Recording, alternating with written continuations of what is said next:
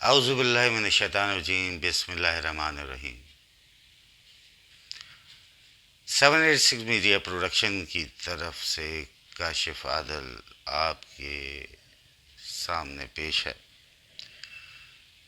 Last episode میں نے آپ کو حضرت عمر کی شہادت کا تاریخی پس منظر کا کچھ حصہ پیش کیا تھا۔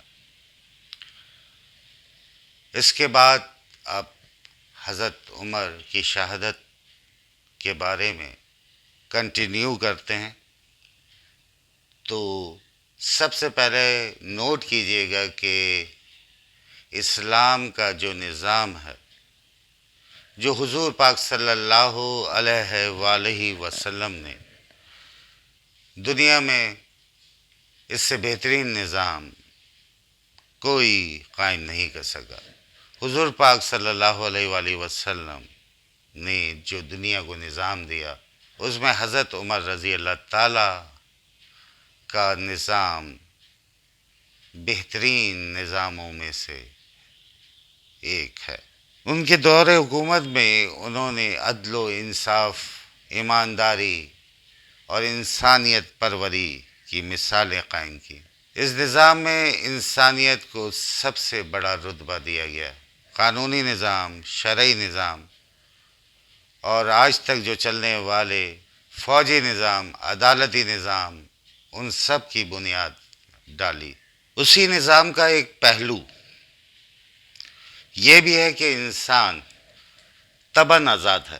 اس کی آزادی پر بندش بغیر کسی ثبوت کے نہیں لگائی جا سکتی۔ حضور پاک صلی اللہ علیہ وآلہ وسلم کے زمانے کا ذکر ہے کہ مدینے میں حضور پاک خطبہ دے رہے تھے۔ وہاں پر ایک شخص کو بغیر ثبوت کے گرفتار کر لیا گیا تھا۔ جب حضور پاک خطبہ دے رہے تھے تو ایک شخص نے حضور پاک سے سوال کیا کہ میرے پڑوسی کو کس وجہ سے گرفتار کیا گیا ہے؟ حضور پاک نے اس کی بات پر کوئی جواب نہیں دیا۔ وہ شخص پھر حضور پاک سے سوال کرنے لگا کہ میرے پڑوسی کو کس وجہ سے گرفتار کیا گیا ہے، اور اس پر کوئی ثبوت نہیں ہے کہ اس کو گرفتار کیا جاتا۔ حضور پاک نے سن کر فوری طور پر حکم دیا کہ اس شخص کو آزاد کر دیا جائے۔ وجہ یہ کہ ثبوت کے بغیر کسی کو گرفتار کرنا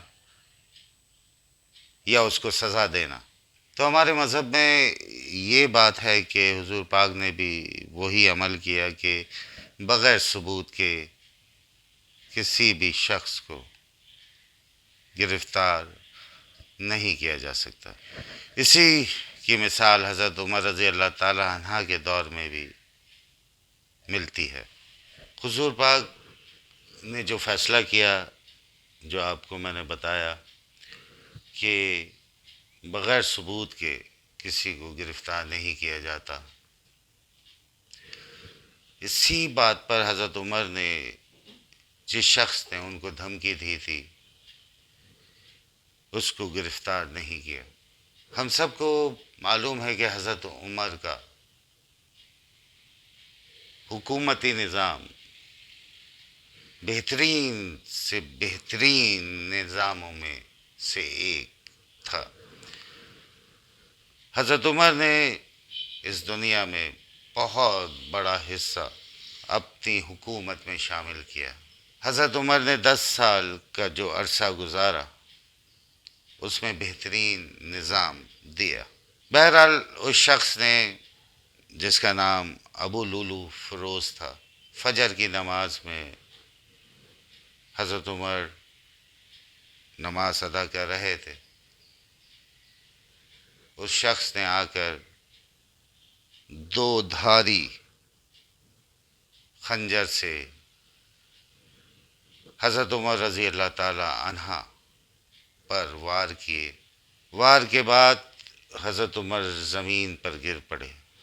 یہ ایسے حکمران تھے، ان کو نہ کسی پروٹوکول کی ضرورت تھی، نہ کسی خاص سیکیورٹی کی ضرورت تھی۔ 10 سال تک وہ گلی گلی راتوں میں بھیس بدل بدل کر مسلمانوں کی خدمت کرتے رہے۔ حضرت عمر رضی اللہ تعالی عنہ اس حکومت کے سب سے بڑے تھے۔ ان پر جب قاتلانہ حملہ ہوا اور زمین پر گر پڑے، لیکن حضرت ابو رحمان ابن انس نے فجر کی نماز پڑھائی اور بہت ہی مختصر ترین صورتوں کے ساتھ فجر کی نماز ادا کی گئی۔ اس کے فوری بعد نمازیوں نے ابو لولو کو پکڑنے کی کوشش کی۔ ابو لولو نے اسی کوششوں میں 13 افراد کو اور زخمی کیا، جن میں سے 6 افراد ہلاک ہو گئے۔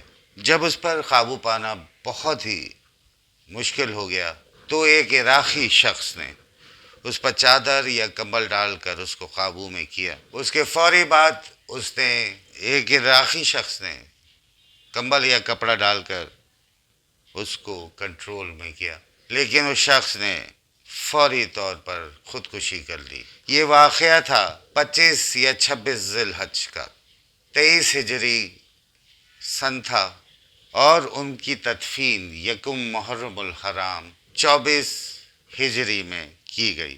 اس طرح اس دنیا سے ایک عظیم ترین شخصیت رخصت ہوئی۔ یہ تھا حضرت عمر کی شہادت کا تذکرہ۔ اللہ تعالی ہم سب کو حضور پاک کی سنت اور اللہ کے حکم پر چلنے کی توفیق عطا فرمائے۔ اس کے ساتھ میں آپ سے ریکویسٹ کروں گا کہ اس ویڈیو کو سبسکرائب کیجئے، بیل آئیکن کا بٹن دبائیے اور شیئر ضرور کیجئے گا، تاکہ عالم اسلام کو ایک عظیم ہستی حضرت عمر رضی اللہ تعالی عنہ کے بارے میں معلومات ہو سکے۔ اس کے ساتھ اجازت دیجیے، اللہ حافظ۔